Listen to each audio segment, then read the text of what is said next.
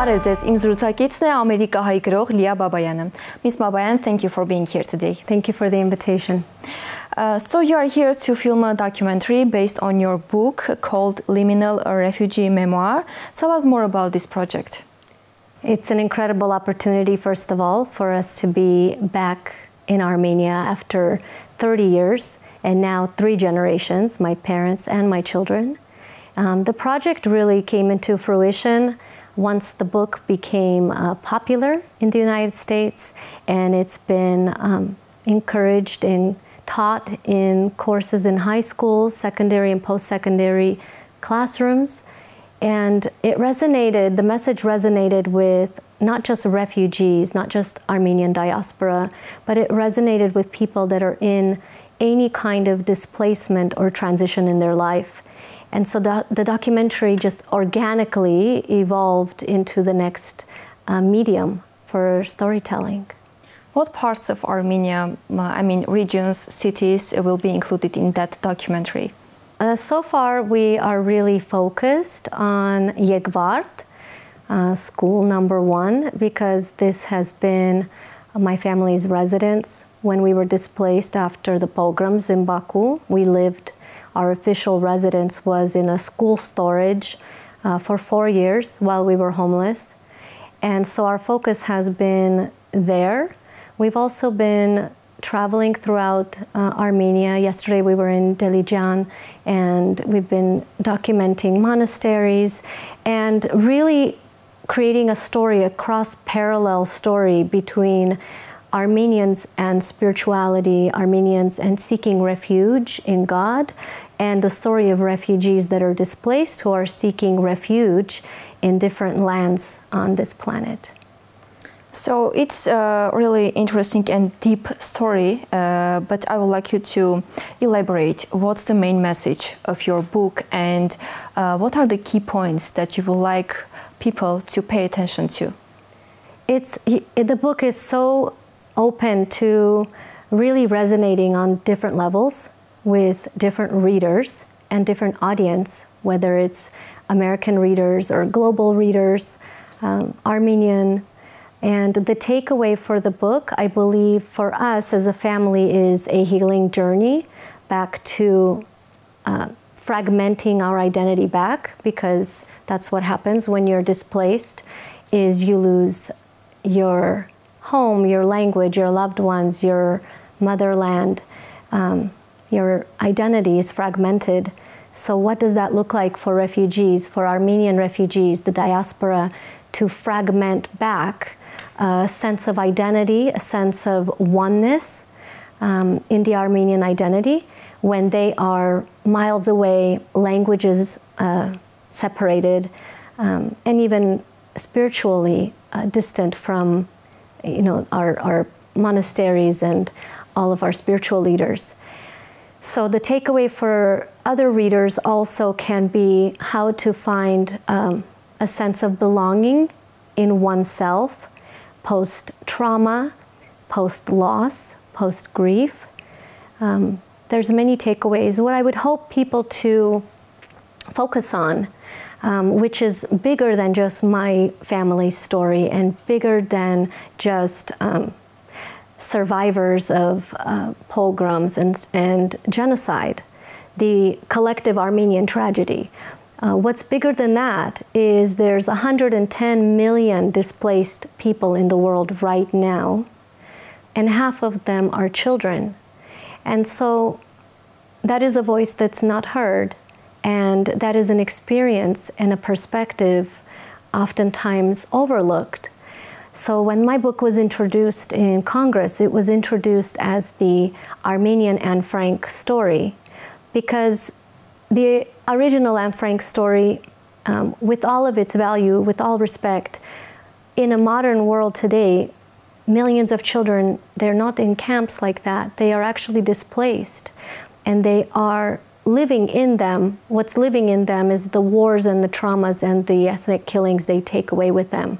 They live with these wounds. And so I'd like to shed light on that.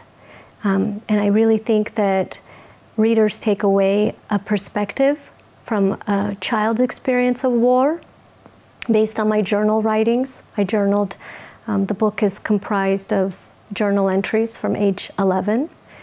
And I think that it's a universal understanding that all children, they long for childhood and nothing else. And war kills childhood and everything else can be rebuilt. So let's dive deeper into your family's story, because I know that it has a huge part in the book. So we can say that this is the reproduction of your and your family story, as you have survived the anti-Armenian killings in Baku.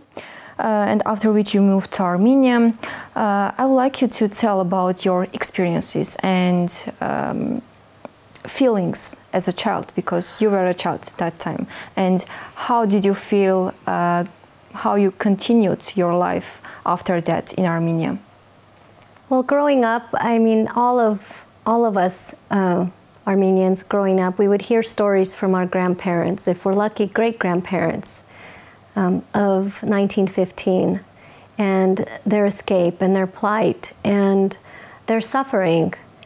And just like that, my sibling and I, we listened to these stories in a past tense spirit. You know, Grandma and Grandpa are talking about something so far away from us. And we were young. And then when there was direct threat to our life, when our family was hunted, because there were lists comprised of Armenian homes and names and families. And so it was a call for killing. So when our family directly started experiencing this, I was between age 5, 6, 7 in those years, in those fearful years. And in our own family, it's not unique to Armenian families, but in our own family, for 6 generations now, we have directly been impacted by genocide and displacement.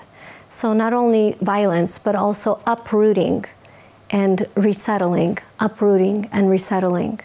And in my own lifetime, that took us all the way to the States. My grandmother's side, maternal grandmother's side, they are from Cyprus. My grandfather's side and my father's side, they're from Artsakh, Zingizur. And seeing these living, I don't want to say tragedies because it's beyond that, it's heavier than that, but seeing this extension of 1915 continue on throughout generations, and as my grandmother would say, live in our veins, live through us still, these tragedies. I don't know if I can actually say this is our family's story, because it's not unique to us, but what it is our lived experience even in Baku, and even in seeing the killings of loved ones. So now you live in the US. How did your moving to another country shape your life? Well, the first country I moved to was Armenia.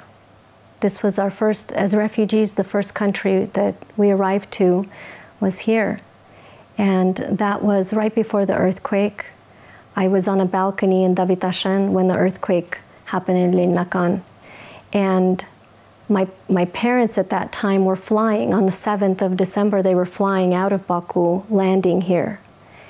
They weren't made aware of the earthquake in Azerbaijan because during the earthquake happening here, it was celebrated there, the tragedy. And so our first country that we resettled was here in Armenia. And because of the earthquake and shortage of shelter and everything else that came with the dismantling of the Soviet Empire, we were lucky that a principal in Yegvart had mercy on us and allowed us to take shelter in a storage. And my father did his best to create a livable atmosphere, and we did our best to survive there. And I think in those years, everybody in Armenia were surviving if they could. So that was the first country we resettled. And then it was just by mere chance that we ended up resettling to the United States. George Bush Sr. signed an executive order in the 90s expanding immigration, opening the United States to the largest immigration numbers at that time. And we were just very lucky that our name, our case was picked up, because the first time our case was picked up, the embassy sent paperwork to us in Baku, and we didn't know.